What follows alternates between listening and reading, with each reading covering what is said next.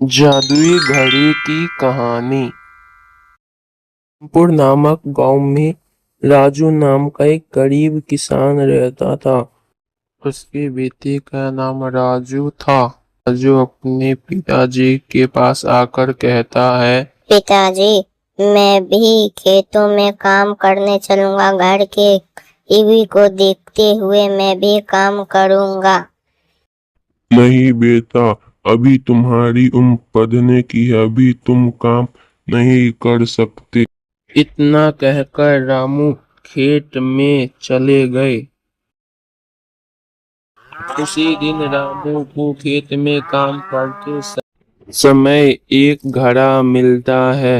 रामू उस घड़े को उठाकर पेड़ के नीचे रख देता है और फिर से अपना काम करने लगता है।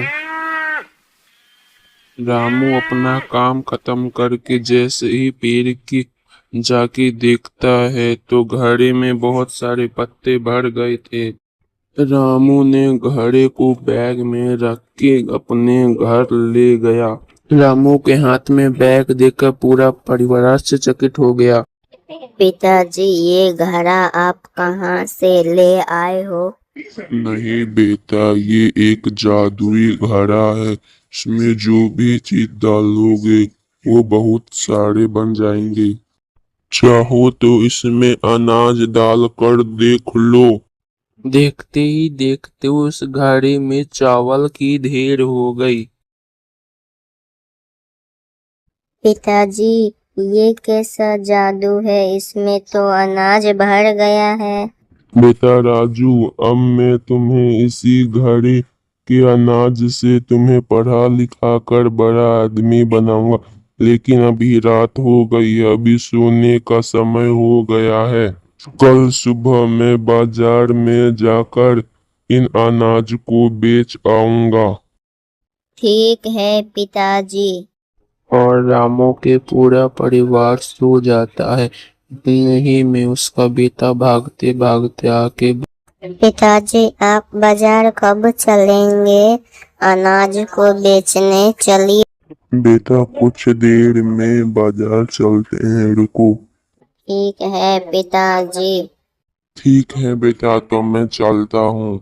इतना कहकर रामू बाजार के लिए चला जाता है। अरे रामू, आज तो तुम्हारे चावल बहुत अच्छे लग रहे हैं।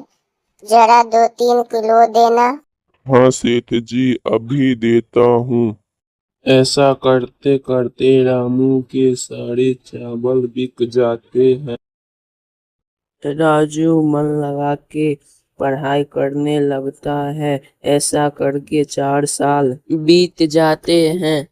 4 साल के बाद राजू भी बड़ा आदमी बन जाता है। रामू मटके को बैग में डालकर उसे तोड़ने ले जाता है। तभी पीछे से उसका बेटा आकर कहता है, पिताजी, आपने इस घड़े को क्यों तोड़ डाला? बेटा, हमें लालच नहीं करनी चाहिए।